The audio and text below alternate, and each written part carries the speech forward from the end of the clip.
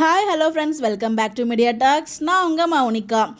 என்னடா நீங்கள் எல்லாத்தையும் கனவுலே காமிச்சிட்ருக்கீங்க எங்களுக்கு அப்படிங்கிற மாதிரி ஒரு பக்கம் லைட்டாக ஒரு ஃபீல் இருந்தாலும் ஒரு குட்டினோண்டு ஃபீல் தான் ட்ரீமில் காமிக்கிறாங்க அப்படின்னு சொல்லிட்டு.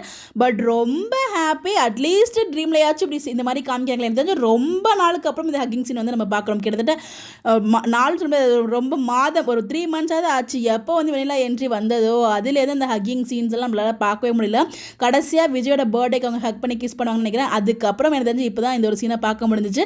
எனிவேஸ் அது ட்ரீம்னு நினைக்க எனக்கு தோணவே இல்லை. ஒரு ரியலாக நடந்த மாதிரி நான் ஃபீல் பண்ணிட்டு இருக்காது. அதனால் வந்து எனக்கு அது பெருசாக தெரியல. ஸோ இன்னொரு பக்கம் வந்து பார்த்தீங்கன்னா இன்றைக்கி எபிசோடுமே கொஞ்சம் ஃபன்னாக தான் போச்சு.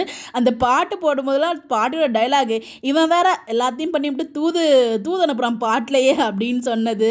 அதுக்கப்புறம் விஜய் நினச்சி காவேரி ட்ரீம்ன்ட்டு எனக்கு எபிசோட் பார்க்கறதுக்கு முன்னாடியே தெரியும். நம்ம பிடிஎஸ்ல சோகமாக இருக்காங்கன்னு சொன்னாங்க. அதை பற்றி தனியாக நான் பேசுகிறேன். அது சோகமாலாம் இல்லைங்க, அது கனவு சீனை தான் நம்ம அப்படி நினச்சிட்டு இருந்திருக்கோம்.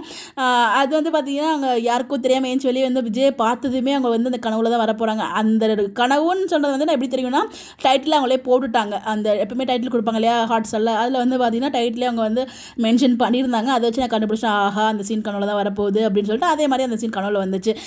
எனக்கு பெருசாக வீக்காக சீன்ஸில் டைம் கடைசி அந்த க்யூட்டான மூமெண்ட்ஸ் அது மட்டும் தான் நமக்கு வீக்காக சீன்ஸ் நினைக்கிறேன். அதுக்கப்புறம் விஜயோட ஒரு அட்ராசிட்டிஸ், அப்புறம் வந்து நர்மதா பாப்பா வந்து அந்த எக்ஸ்பிரிமெண்ட் கேட்பாங்களே ப்ரொமோவில் பார்த்தோலே அதுதான். ஸோ வீட்டில் செம்மையாக திட்டுறாங்க. பட் இருந்தாலும் அவ்வளோ திட்டிட்டு அட்லீஸ்ட் கொஞ்சமாவது கடைசியாக சமாதானப்படுத்திருக்கலாம். சாரதம்மா கொஞ்சம் இறக்கி வந்திருக்கலாமே, இறக்கக்கூடாம கொஞ்சம் இறங்கி வந்து நல்லா இருந்திருக்குமே நான் ஃபீல் பண்ணேன். பட் ஆனால் காவேரி அந்த இடத்துல இருந்து யோசிச்சு அவங்க வந்து இல்லை மேம் கிட்ட எக்ஸ்கியூஸ் வாங்க அப்படின்னு போல சொல்லியிருப்பாங்க. அதுக்கப்புறம் விஜயும் நர்மதா பாப்பாவும் பேசும்போது தான் நர்மதா பேசுகிறவங்க எதிர்பார்த்தேன். ஆனால் வந்து பேசல, கொஞ்சம் அப்படியே அமைதியாக தான் இருந்தாங்க.